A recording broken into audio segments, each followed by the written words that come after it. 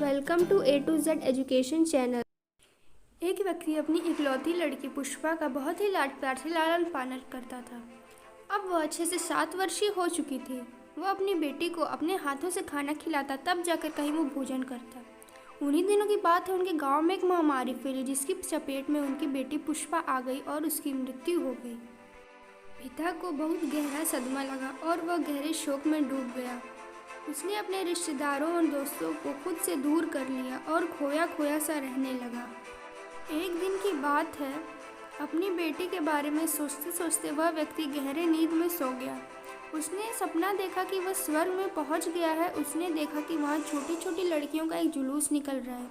सभी के हाथों में जलती हुई मोमबत्ती है और वे सभी सफ़ेद वस्त्र धारण की हुई हैं, पर उनमें से एक लड़की की मोमबत्ती बुझी हुई है। उस व्यक्ति ने जब पास जाकर देखा तो उसे पता चला कि यह उसकी ही लाडली बेटी पुष्पा है।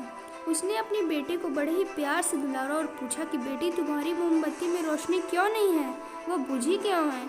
इसका क्या कारण है? बेटी जवाब देती है, पापा सब मेरी मोमबत्ती कई बार जलाते हैं, लेकिन आपके आंसुओं के कारण वह हर बार बुझ जाती है। उस व्यक्ति की आंखें एकदम खुल गई और उसे अपने सपने का मतलब समझ में आ गया। बस फिर क्या था, उसने पहले की तरह सभी से मिलना जुलना शुरू कर दिया ताकि उसके आंसुओं के कारण उसकी बच्ची की मोमबत्ती फिर से न बुझे। प्यारे दोस्तों, दुनिया में सभी चिंतित हैं। कोई अपने भविष्य को लेकर, कोई अपनी असफलता को लेकर, कोई अपने प्रियजनों की मृत्यु से, कोई बीमारी से, कोई गरीबी से, तो कोई अपने ही परिवार से।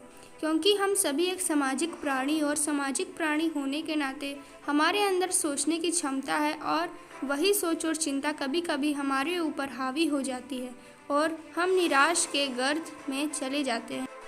इस दुनिया में बुराइयां मनुष्य का पीछा नहीं छोड़ती हैं, जैसे शारीरिक बुराइयां हैं, भूख, बीमारी, आर्थिक तंगी, दुश्मन का प्रहार, प्राकृतिक आपदाएं आदि। मानसिक बुराइयां हैं, बेचैनी, घबराहट, डर, चिंता, दुखी मन आदि। आत्मीय बुराइयां हैं, पाप, विश्वास की कमी, भरोसा व प्रेम की कमी और दिल की कठोरता।